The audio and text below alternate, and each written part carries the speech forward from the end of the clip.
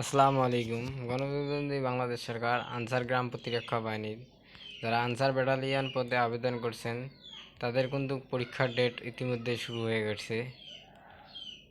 আমরা বিস্তারিত তথ্য দেখে নেওয়ার চেষ্টা করব।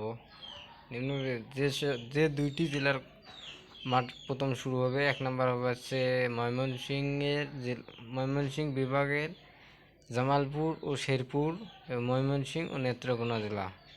তারিখ 17/6/2025, জামালপুর ও শেরপুর, ময়মনসিংহ ও নেত্রকোনা 19/6/2025।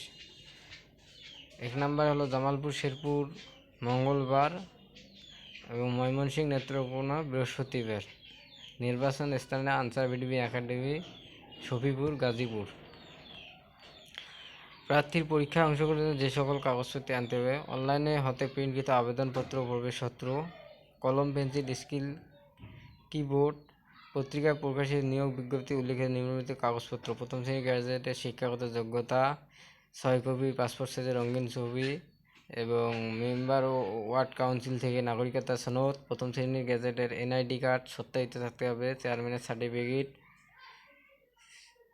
শারীরিক যোগ্যতা: লিখিত মৌখিক পরীক্ষায় অবতীর্ণ হওয়ার সময় জাতীয় পরিচয়পত্রের সকল সনদের মূল কপি অবশ্যই প্রদান করতে হবে।